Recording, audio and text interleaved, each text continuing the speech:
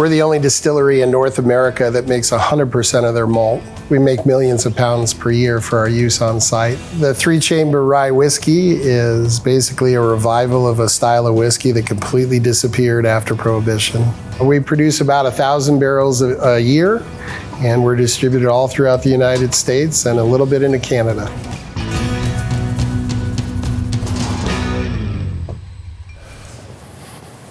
We're starting with a couple of raw grains here.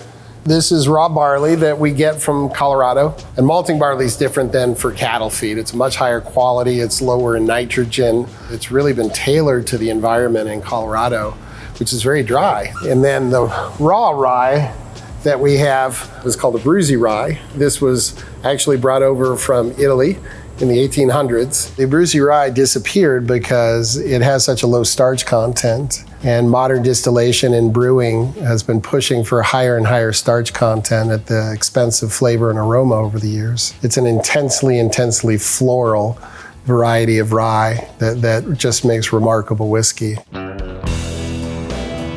Floor malting is the traditional way to make malt. The entire floor malting process takes about a week.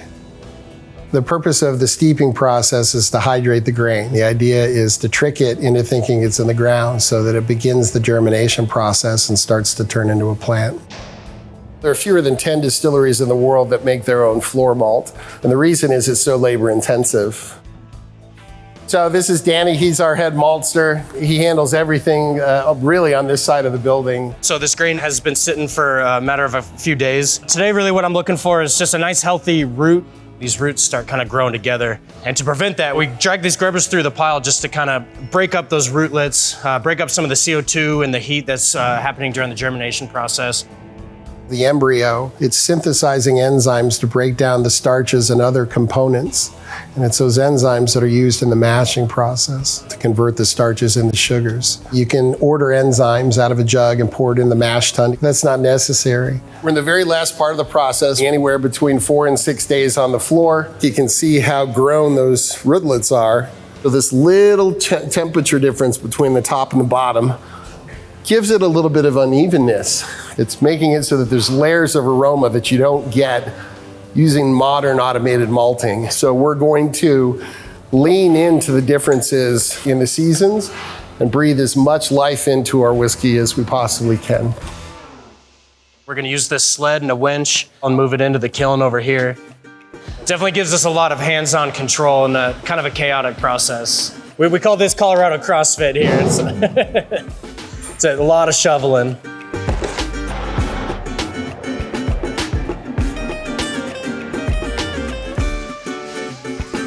This is the last step in the malt journey. It's called a Doig style kiln. The shape and the size of it's really traditional to kind of old world style malting and kilning of cereal grains. We're gonna fill this area up with hot air, and we're gonna bring it from about 50% moisture content, drop it down to about 5% by the end of its kilning process. We can go all the way up to 103 Celsius in this kiln, a little over 200 degrees Fahrenheit. Start using that Maillard reaction to get some of those nice biscuity notes, getting some really deeper flavors in the kiln.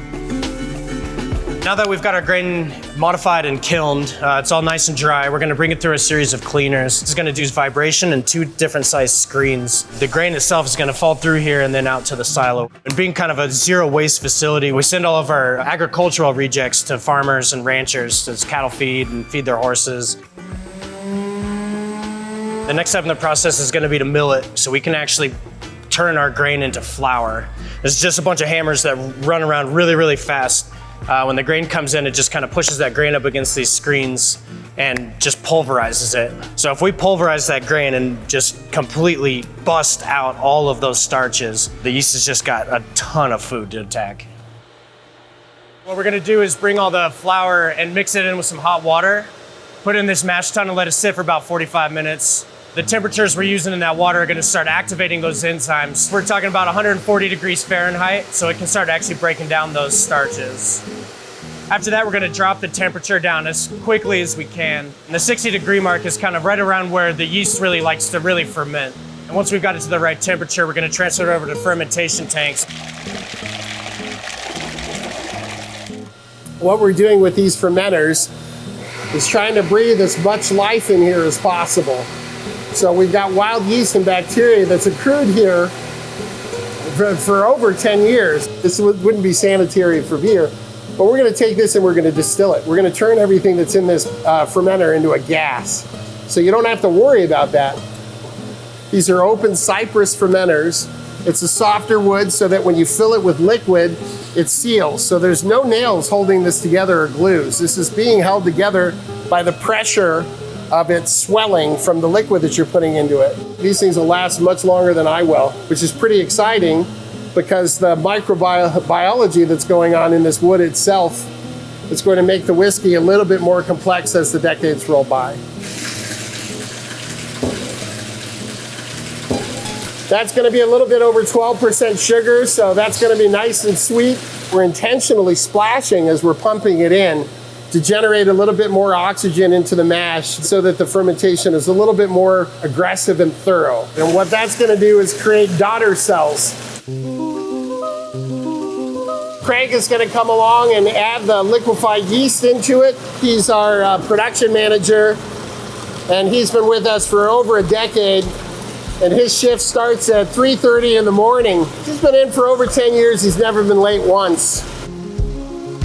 There are hundreds of yeasts that you can use to make both whiskey and beer. We use a mix between them to get more nuance and finesse into the whiskey. Yeast is what's called a facultative anaerobe, which means once the oxygen is done, it switches over to fermentation.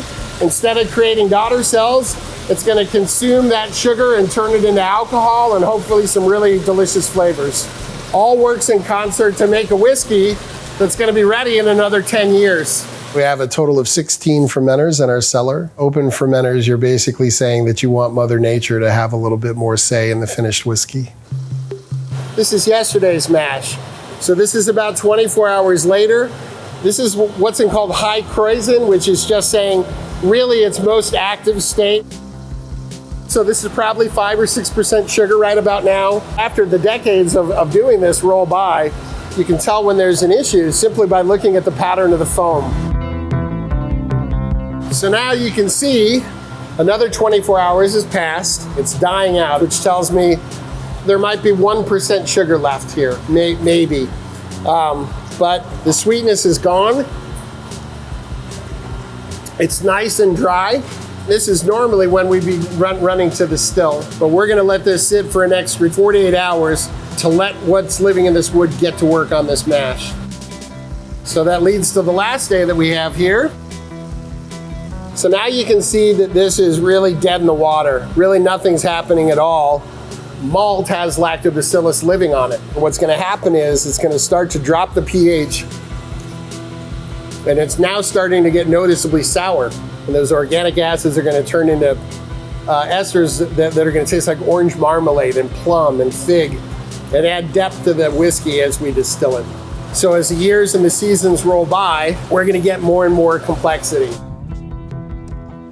I went to German brewing school many years ago and opening up a brew pub with my brother. He wanted to make what's now called a sustainable factory. That wasn't even a word back then. And he went on to Stanford to get his master's in environmental engineering. We're incredibly lucky because our two skills fit together, and it's just been a wonderful partnership. We added distillation just 2 years in to diversify what it is that we were selling. And once I got my hands on a pot still, I fell in love with it. This is the only 3-chamber still in the world that's being used to make rye whiskey. This is about 20 feet high, 5 feet in diameter. We had this built for us about 8 years ago now. So as you can see here in the bottom chamber, the alcohol-laden vapor is going to travel up and bubble up through the second chamber. It's going to repeat that process through the third chamber.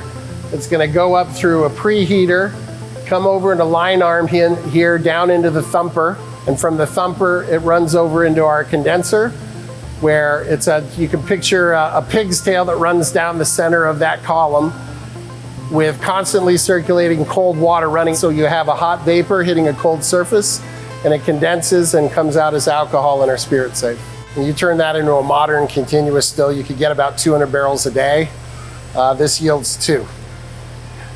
In a continuous still, the mash enters and exits the still in 90 seconds. For a 3-chamber still, it's in there for a total of 90 minutes at 30 degrees hotter, and as a result, it pulls oils and aromas out of the rye mash that you can't get using a continuous still. Lavender notes and rose notes and all of these big floral flavors and aromas out of the rye.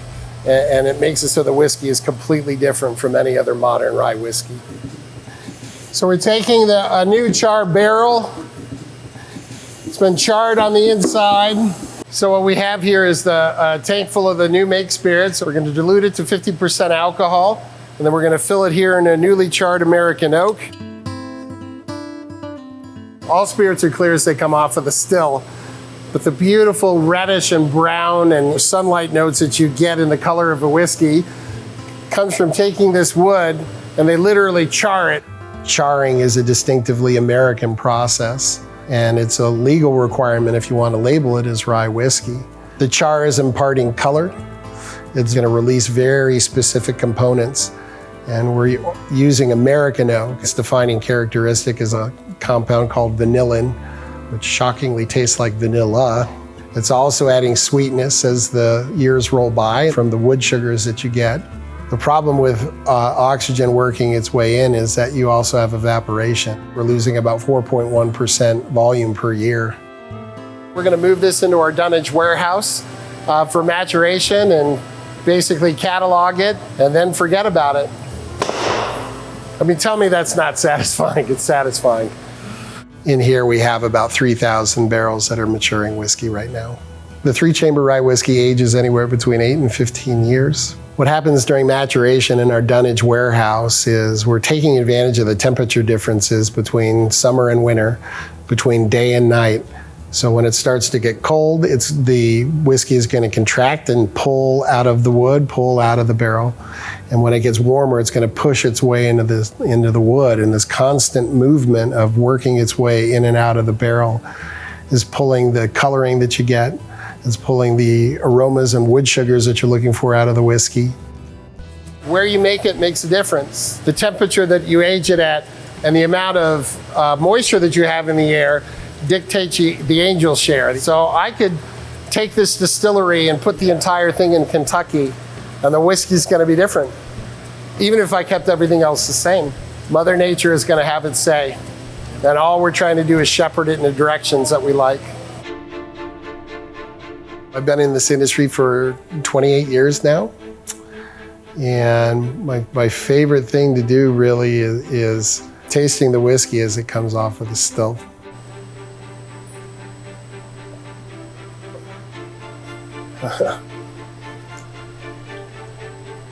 I mean, it's beautiful. There really is no other whiskey like this in the world. And this particular bottling has been in the barrel now for 6 years. As the years progress, you're getting more and more layers of the esters. It's just intensely floral, and the lavender and the elderflower and the rose together with all that fruit. You immediately understand that this has nothing to do with modern whiskey. It's an entirely different paradigm, and we're very proud to be making it. I started studying the 3-chamber still and came across it 15 years ago. I had to take a leap of faith. You can get what are called dusties, so these are vintage bottles, and a couple of the whiskey writers, David Wondrich, did a side-by-side with a bottling from 1913 and mine, and he's like, Todd, my God, the notes are all there. That was a very good day.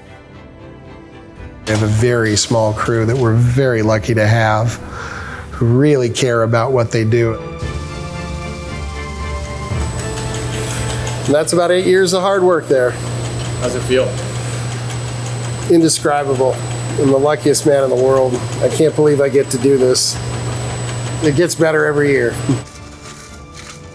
Our customers most commonly drink our rye whiskey neat or on the rocks, sometimes in a Manhattan. Also makes really nice Old Pal. I'm a fan of Old Pals. It's been a long and hard journey. There's an awful lot of art to it, and that's the part of my job that I just love. Understanding how all of these puzzle pieces fit together to make something that's delicious. I'm aiming for a target on a tree that's 10 to 15 years out. And when I hit it, it's incredibly gratifying. The payoff of adding these extra steps is we're making unique whiskey. The three-chamber rye whiskey is a true unicorn. It's it. There's only one.